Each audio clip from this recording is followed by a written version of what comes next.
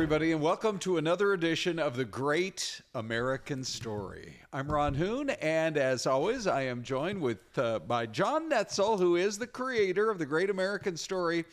John, we have, and I can see the photo directly behind you here in our virtual log cabin. Yes. To me, perhaps the most fascinating person, man or woman, that we have covered yet in all of our episodes of The Great American Story. This is a big one. This is there's a lot of ground to cover with this person, Amelia Earhart. Amelia Earhart. And, you know, at one time in our history, she was, you could argue, she was the most famous American. Oh, right? No doubt. I mean, she broke barriers. She was a pioneer, true embodiment of the American spirit. Yeah. And broke all kinds of records that, still exist today. Right? It's a shame that her life story ends the way that it does, because that's that grabber of the headline that everyone knows about Amelia Earhart. But as you and I, as we have done our research, we have come across just dozens and dozens of fascinating stories that also give you a exactly. I mean, come on, pages and pages, right? But I mean, it shows you what a pioneer she was for women's rights, as much as for the aviation industry. No question. And the things that she accomplished and the way that America fell in love with her. Oh, by the way, a gentleman fell in love with her, and in one of the great, and we'll get to it, one of the great and classic love stories of celebrity in America. Yeah. He asked her 6 times to marry him. Yeah. And it took 6 times for him to say yes. Yeah. Now, that's a true romantic. That is a true romance. But I'm getting ahead of ourselves on the story, John. But again, this is someone who didn't even live to the age of 40. Yes. And what she accomplished. And you're right. The breakthroughs for women alone. I mean, we're talking about the 20s. We're talking Depression era. Depression era. This is when women were really not supposed to nor expected to do the kinds of things that she was pulling off. That's a perfect jumping off point. Let's go back to her childhood. So she grows up in Atchison, Kansas. Born in 1897, so born at the turn of the century. And a prominent, I think it was her grandfather, was a prominent citizen there in Atchison, was a local judge. Yeah. And it was Grandma who, if she had anything to do with it, Amelia would have, in the Victorian era of grandmother's way of raising kids and grandkids, children were to be seen and not heard.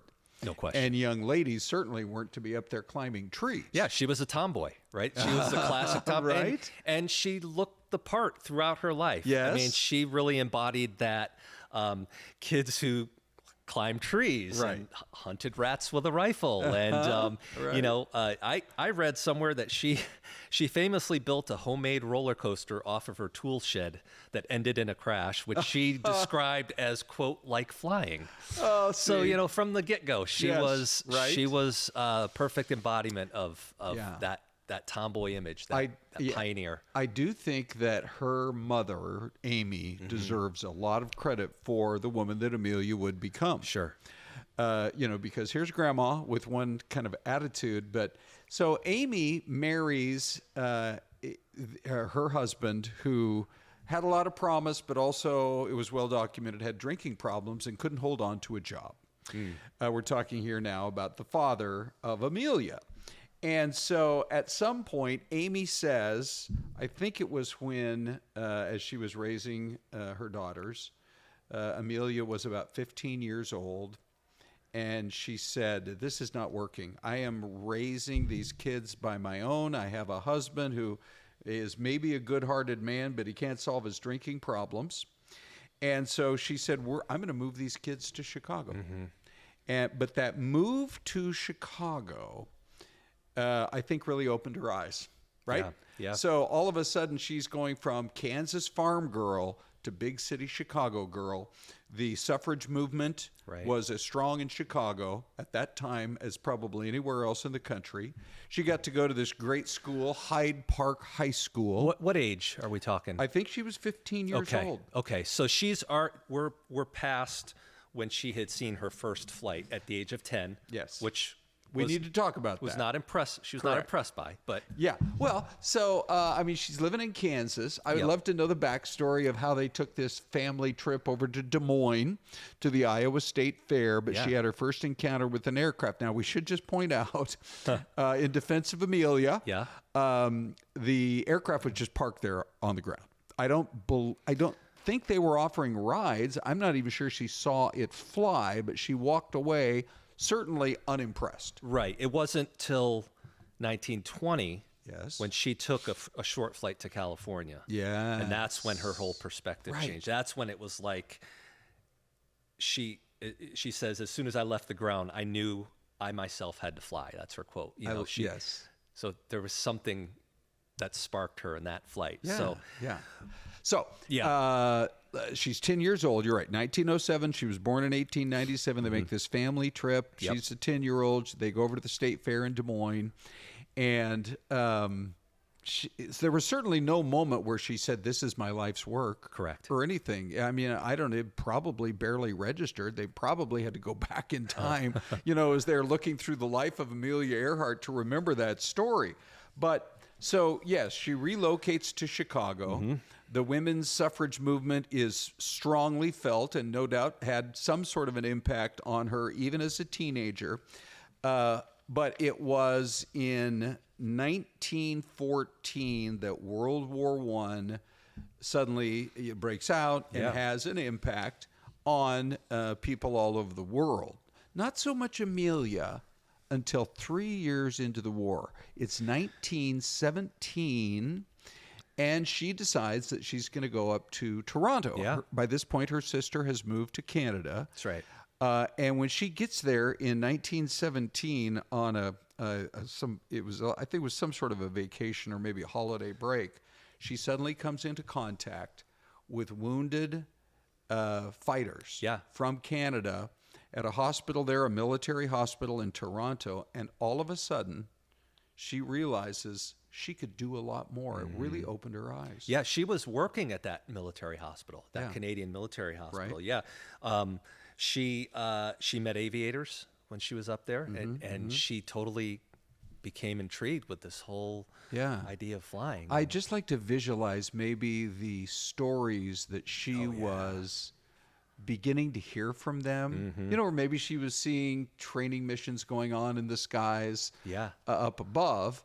And so at some point, I think the light bulb starts to go off. Well, whatever it was strong because she saved up to buy her own plane. Yes. It was at that point she worked as a telephone company clerk and a photographer. Yes. And by 1921 she bought her first plane. Yes. The Canary. The Canary, which she bought, it was a secondhand plane. She used it to her great advantage.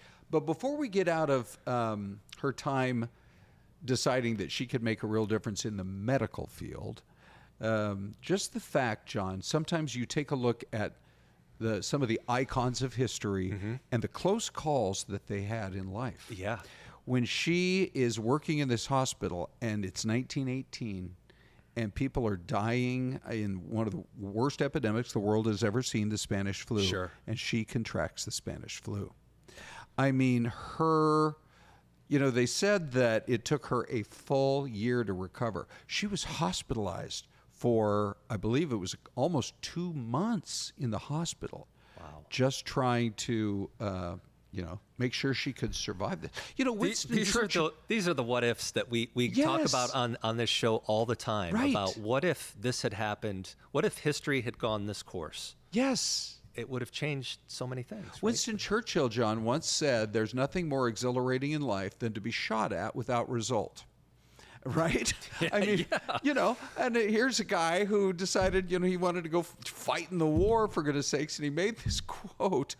And imagine, so obviously he had bullets whizzing by him in the field of battle. Imagine if any one of those shots had not missed their mark. Yeah. And how the world would have been deprived of one of the great statesmen in the history of the world. But as far as Amelia goes, she suffered.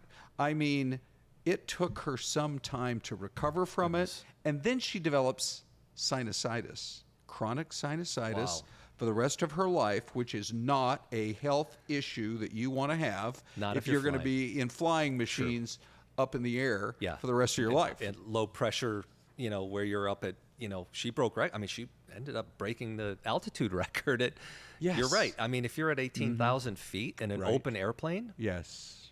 Right? sinusitis is probably not Yeah, what there you had want to be some pain that day for sure. But yeah, so she we were talking before the show about Anita Snook, Okay. her instructor. Yes. So this is really interesting because she goes, as you mentioned, she's in California. There's a pilot there offering quick rides. I think there were 10-minute rides. Yeah. And as you said, That's where she she got back down to the ground and said, this is it. That's it. Right? Right. Okay, this is what I've got to do. So she found almost immediately that there were going to be barriers. Sure. Apparently a lot of the flight instructors didn't even want to train a woman to fly a plane. That's right. Yeah. And so, but she finds this Netta Snook, she went by Netta, who could have been, I think she might have operated, at least in California, the first woman-owned flight school. Yeah. And she could sense from Amelia almost right away the passion of this woman. Yeah. And she is going to go places. Oh, yeah. So coming up after the break, we'll talk a little bit more about what she learned and how Netta influenced her life and what a cool person Netta Snook was in the history of women in aviation. Indeed. Probably deserving of her own book or her own episode here on The Great American Story. Yeah. But shall we first get to today's trivia question? Sure, go for it. Yeah. Okay. So in addition to her career as a world-famous aviator, Amelia Earhart was a savvy entrepreneur. Okay. In 1933, she launched her own fashion line called Amelia Fashions. Which of the following was a unique feature or fact about her clothing line? A, she designed the clothes specifically to be wrinkle-proof for active women and sold them with matching lightweight luggage. B, every garment featured a small silver propeller charm sewn into the helmet as a signature of authenticity. Or C, she refused to use zippers in any of her designs, believing they were a distraction for the modern woman. Oh, John. This is a good one. You are amazing the way you come up with these questions because, I knew this part of it. I knew that she had her line, which, by the way, apparently was for sale at Macy's. Apparently so. And we're going to have the answer after the break. You got it.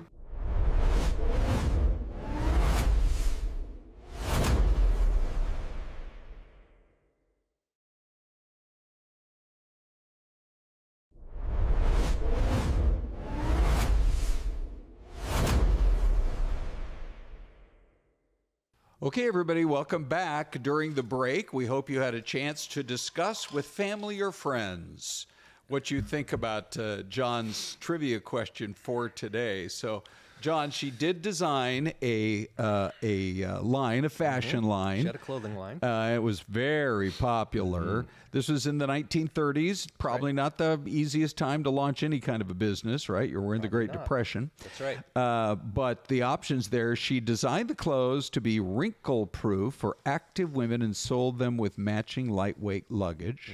I could see where that's a possibility. Yep. Every garment featured a small silver propeller charm sewn into the hem. Or she refused to use zippers, believing that they were a distraction for the modern woman. She was the most modern woman of her time. Wait till you hear about her marriage contract. Well, Think about the gender norms that she was breaking. Oh my back gosh, then. yes, I mean, right? You really have to step into the 20s to really go, wow. I mean, maybe today it would feel a lot different and maybe not as amazing, but back then, yes, man, I mean, right. Anyway, she had a guy fall in love with her, and he was a romantic, and she was super practical, and it took try after try after try. We're going to get into all of that, but let's get in. John, I guess I'm going to go with option one. She designed the clothes to be wrinkle-proof for active women. I don't know about the matching luggage, so You can enlighten all of us. You're right. All three of them are possibilities, Yeah. but you got it. She was a true pioneer of athleisure. Okay. Before it was a thing, she designed her line for women who lived actively, using sturdy fabrics like cotton and wool that wouldn't wrinkle during travel, and she marketed a line of lightweight canvas-covered plywood luggage to go with her clothes. Plywood luggage. And she was the first person to use her own name as a fashion label in Wow. a celebrity endorsement style. And, you so know, again, it's just like what modern athletes do today. I mean, just the groundbreaking things she did was really these little things beyond just her flights, which were unbelievable for the time. She was really groundbreaking. One of my notes I wrote before this ever became a phrase in the social media age of today, what she was all about was building her brand. No doubt. No doubt. Right. Yeah. I mean, she was to the level, and amazingly here now, basically a century later, is still to the level that she's a one-name celebrity. Yeah. Right? She's in that category with Cher and others. Yeah. You say Amelia, people know who you're talking about. Yeah. Right? Yeah. It's and it's cool too, because as you watch this, we've got a lot of movie tone content. I'll give the plug there for we've got plenty of content of Amelia, and you're right. She understood it better than anyone. It makes you wonder what her social media accounts would look like if she were alive today. How many millions of followers she'd have on various social platforms, for sure. Lots of famous flights with her. I mean, we'll get into them, but I think as I did my research, some of the early things that she did, like breaking altitude records. Her first altitude, she set the women's altitude record of 14,000 feet. Let me just jump in and say, Yep. first time and only time I ever jumped out of an airplane. Oh. Which the pilot, we're going up. I'm going to be parachuting. You go tandem. You got a guy right on your back, so no worries. But we jumped at 14,000 feet. Oh, goodness. And I'll never forget looking, being at the moment that you've got to kind of jump out or get shoved out, and looking down at 14,000 feet. It was, it's pretty mind-boggling that, we're talking about open air aircraft here. Oh, yeah. Right? We're not talking about modern 737s, that are perfectly cabin pressurized. You are so far up there, and she did it. It's funny you bring that up, because I did some research as far as what it would be like to be in an open air cockpit. Oh. And we're talking between 14 and 18,000 feet, because she also set a record on an auto gyro at 18,000 feet. Right. Flying in an open air cockpit at those heights wasn't just uncomfortable. It actually says it was a battle against biology, because temperature drops about 3.5 degrees Fahrenheit for every 1,000 feet. Wow. So you've got she's flying in roughly 10 to 20 degree weather with 100+ mile an hour wind hitting her directly in the face. There were all kinds of things that she would have to. Hypoxia was obviously the big thing, because you get that high. You're not in a pressurized cabin, right. So she had to be very aware of her own mental state. And if she started to feel loopy, she would have to drop altitude. You wish, John, that we could both be time travelers. Oh, yeah. So you could ask her questions about that. I would love to ask her. Yeah. So at what point did you realize, I've gone far enough? I'm sure she wished she could continue to go. But what was happening at 17,000 feet where she said, I can maybe get just a little bit more, and then I got to get out of this. And it wasn't, not only that, it wasn't just about the bravery. There was an engineering side of this that you had to lean out your fuel mixture perfectly. And as the air got thinner, you had to ride that engine just right, or else it would stall. Right. Her goggles could fog up. She had specialized non-fogging goggles to prevent that. There was a trick to prevent frostbite. You could put some whale oil on your skin, around areas of your skin. I mean, there were all kinds of little things, and as you dig into like a little bit about her and her life, like she cut her hair short because long hair as an aviator at those altitudes wouldn't open. So would have been great for the magazine covers. It would have, but it wasn't very practical. And the other thing too is, we always see these pictures in this video of her when she gets out of her plane and she looks all, like she, just dashed off of a movie set. The reality is she was probably covered in soot and grease and oil, because flying at those altitudes and the way that she used to handle those aircraft, she probably got pretty dirty. Yeah, and the other question I asked AI this: how'd she go to the bathroom? Okay, she went on 19-hour flights. Yes. Well, so she what was the answer? Well, the answer was that she could use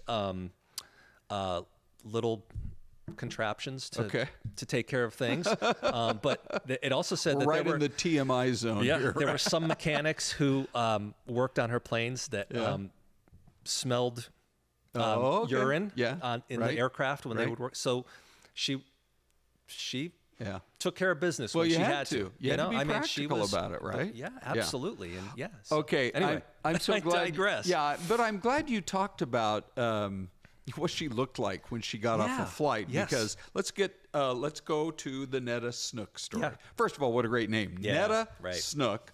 And so she was the first female pilot in Iowa. And let's go back in time. Remember, Iowa was kind of like leading the way. That was 1907 Iowa State Fair, where Amelia saw her very first aircraft. But she, Netta, then was an aviation pioneer of her own. And in 1921, January of 1921, the beautiful California weather, she was able to start teaching Amelia at what was called the Kinner Airfield in a Kinner Airster aircraft. I did some research on that. All of these moments in history that you just wish were preserved has long since disappeared, but it was kind of in the Long Beach area where this particular airfield was. That was the type of aircraft that she bought too, right? The Kinner Airster, the Canary? I think so. Okay. Yeah. Yep. Okay. So, but anyway, she remembered, let me see if I can find this note here. She specifically remembered the first time that there was a mishap. And, when she's training her, and basically the aircraft crashed. Fortunately, nothing too serious, but she did remember, Netta did remember this about Amelia, even at the time, that she seemed slightly more interested in her overall appearance than the damaged aircraft when the crash happened. How interesting. Right. How interesting. I mean, she was. Even at that point, I think preparing for celebrity. Oh, no question. So the kind of the cool postscript to Netta Snook is that when she lived, by the way, well into her 90s. Oh, okay. With that good hearty Midwestern stock that she came from, she wrote a book. I don't know why she waited till she was 70-ish, 75-ish to write this book. It was titled, I Taught Amelia to Fly. About that. And so it was more of her life story. But anyway, so she was clearly one of the most influential people in her life, Amelia's life. The records started falling, right? I mean, she started, we're going to go through all of them. Well, maybe not all of them, but we'll list them out here. But one thing we hadn't talked about that I think is warrants a little conversation is Charles Lindbergh at the time was getting ready to set a record for crossing the Atlantic, right? So here you have Amelia competing with that, right? You've got you're in the 20s. This is you've got women are seen as differently than they are today, obviously, and the expectations are different. And you got, she's competing with the famous Charles Lindbergh. Now, this is interesting. Again, the detours that life takes, that you then have to make up your mind. How much of a detour is this going to be? Yeah. Because in 1924, I believe it was 24 or 25. She just was not able at that point yet to figure out how to make enough money to make a living as as a pilot. She had to sell her plane. She had to sell her plane, and she left California. And some people might have given up on the dream at that point. Yeah. Instead, she moves to Boston. That's right. And she gets back kind of into the medical field, right, or social work, that type of thing. She was flying air shows, though, right? I think she was still. Yes, so she's still. She was still keeping her kind of, her finger in the pie there. But as it turned out, she was in Boston when Lindbergh made that flight. And by the way, when he accomplished what he accomplished, the first person, man or woman, to fly an aircraft across the Atlantic Ocean, it changed everything. Mm-hmm. And you can just imagine a young Amelia at that point saying, hold on a minute, I got to get back into that. Yeah. Right? 5 years to the day, she would do it as, the first woman to do that. Yes. Right. Yeah. That is correct. That's pretty wild. So in our next episode, we're going to talk a little bit about just how much friends tried to talk her out of a flight across the Atlantic herself. Yeah. Which the first time she did was not solo.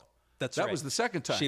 She felt like she was baggage. She did, like a bag of potatoes, I think she said. But it's fascinating. The more we learn about Amelia Earhart and the incredible personality that she was.